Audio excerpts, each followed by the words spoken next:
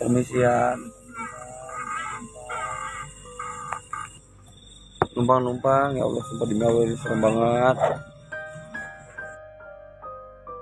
Kita ketemu jalanan juga nih, mantap, gokil, serem.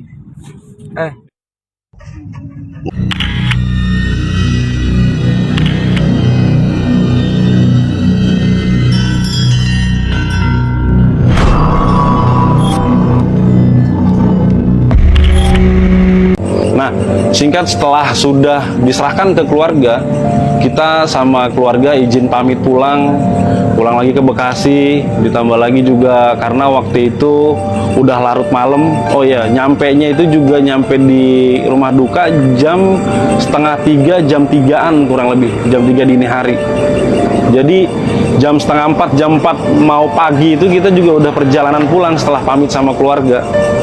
Dan pamit sama keluarga sendirian ke arah kota Bekasi juga. Kita lewat ke jalur yang sama yang tadi kita lewatin.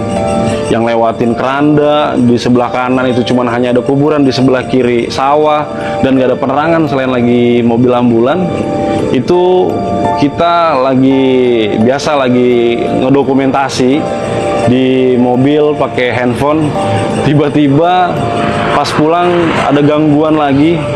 Mungkin dari tadi jenazah yang saya bawa kayaknya. Tiba-tiba dengar suara tangisan, rintihan, menangis, dan itu suaranya jelas banget dan ketangkep ke kamera saya yang memang waktu itu kameranya lagi on cam, lagi nge-report karena kondisinya sepi banget dan nggak ada siapa-siapa. Jam setengah 4, jam 4 pagi dan masih gelap di tempat itu. Tiba-tiba ada suara rintihan nangis yang itu nangisnya rintih banget ya, nangis banget, dan itu sedih banget suaranya.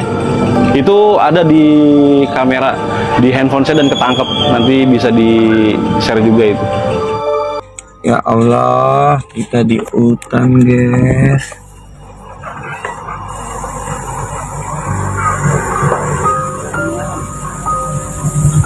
Sendirian. Permisian numpang ya Allah, sumpah demi Allah ini serem banget. Kita ketemu jalanan juga nih, mantap, gokil, serem. Gokil, serem. Gokil, serem. Demi Allah, gue dengar apaan tuh, demi Allah. Tiba-tiba dengar suara nangis di belakang yang udah sendirian. Keranda itu di belakang udah nggak ada lagi jenazah, udah nggak ada isinya karena udah diserahkan juga ke keluarga. Tiba-tiba dengar suara tangisan, ya sempat respon takut, kaget, dan sampai sempat matiin handphone karena suaranya tuh jelas banget. Dan kita mutusin buat cari warung karena sebenarnya kalau teman-teman di ambulan itu sarannya dalam perjalanan sedang antar jenazah, tiba-tiba dibikin bingung nih di jalan, yang harusnya nyampe 1 jam apa mungkin nyampenya 30 menit tapi dibikin lebih lama. Di jalan tuh pasti dibikin keder. Itu ada pengaruh dan ada bawaan juga dari jenazah. Nah, sama ada gangguan-gangguan yang kayak suara, terus ditunjukin sosok makhluk halus. Itu kita disuruh berhenti, terus kita harus ke warung atau minimal kita berhenti tuh nyalain rokok atau minum dulu sebentar. Tujuannya biar lebih tenang dan kita nggak terlalu takut-takut banget. Karena kalau nanti kitanya terlalu takut nyikapin itu bahaya banget sih dalam perjalanan. Kita lanjut perjalanan pulang, udah habis dari warung, dipikir udah selesai lah, kayaknya udah tenang, udah enakan gitu. Jadi gua gitu mutusin buat langsung jalan lagi, lanjut perjalanan pulang ke Bekasi. Dari mobil ke rumah kan harus diganti kan, dari kasur pasien ke kasur jenazah. Nah itu diganti, ternyata di dalam keranda itu yang tadinya awalnya pas di rumah duka dimasukin dan udah dibersihin sama saudara atau sama warga setempat, dibantu sama mereka, itu tuh nggak ada yang ketinggal. Jadi keranda tuh dipastikan bersih baru mulai masuk ke mobil. Ternyata pas di rumah ada sedikit bercak darah di bagian kepala keranda yang tertinggal. Mungkin jadi ini kali yang tadi malam akhirnya pas nganterin terus pulang ketangkap kamera juga, dia itu nangis itu karena itu. Jadi mungkin mikirnya Dia tadi malam tuh nangis, terus ngasih isyarat karena memang ternyata kerandanya itu ada bercak darah. Padahal dia meninggal secara medis, bukan korban kecelakaan. Sampai ke keluarga juga jenazahnya dalam keadaan baik, tidak ada darah sedikit pun di kain kafan. Berarti ada sedikit bercak darah yang tertinggal di dalam mobil nih Bang. Ya, betul. Padahal lo sendiri tadi udah bilang kalau dari rumah sakit sampai lo bawa ke mobil, ini nggak ada sama sekali bercak darah ya? Nggak ada, bersih. Darahnya ini muncul dari mana nih Bang, kira-kira? Nih Bang. Ya, betul. Padahal lo sendiri tadi udah bilang kalau dari rumah sakit sampai lo bawa ke mobil, ini nggak ada sama sekali bercak darah ya? Nggak ada, bersih. Darahnya ini muncul dari mana nih Bang, kira-kira? Tiba-tiba darah itu muncul begitu aja. Padahal pas nurunin dari keranda ke rumah duka, setelah kita serahin ke keluarga, kan itu keranda dibersihin dan masuk ke mobil itu udah steril. Tiba-tiba dia nongol dan ada begitu aja bercak darah di bagian keranda, di bagian kepala.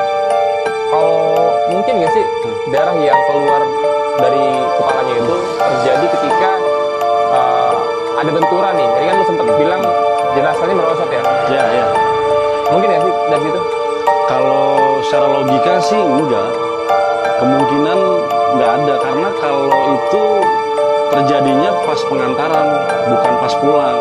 Soalnya jenazah pas diantar ke rumah duka udah kita serahkan ke keluarga, nah keranda itu masuk ke mobil kan dibersihin lagi, dan kita pastiin nggak ada yang tertinggal dan semuanya udah bersih, baru keranda itu dimasukin ke mobil dan kita cek lagi sebelum berangkat itu bersih, nggak ada yang tertinggal, nggak ada bercak, nggak ada kotoran. Tapi tiba-tiba pas nyampe di rumah, pas kita mau pindah nih dari stretcher ke keranda, itu kok ada bercak darah di kepala yang kita sendiri juga nggak tahu ini nongolnya dari mana, datangnya dari mana, atau ada darah aja. Bercak itu kayak samar tapi nggak banyak, bukan darah segar yang kegumpal di bagian kepala tuh, enggak. Kalau untuk suara tangisan nih, lo kan sempat videoin ya Bang ya? Iya, pas banget itu. Itu kira-kira durasinya berapa lama tuh? Itu durasinya ada kurang lebih ya 20 sampai 30 detik. Cukup lama itu. Jadi di dalam mobil suara tangisannya jelas banget di kuping. Jelas banget suara tangisannya. Itu ada di bagian belakang. Jadi suara tangisan yang saya di depan didengar itu dia ada di belakang. 20 detik, 30 detik kurang lebih suara tangisan itu terus merintih dan gak udah-udah. Suara nangis. Dan memang suaranya suara perempuan. Pas banget sama jenazah yang waktu itu kita antar, itu seorang ibu-ibu umur 45 sampai 50 tahun. Kalau untuk suara yang terekam di HP lo itu berapa lama tuh durasinya? 30 detik video keseluruhan.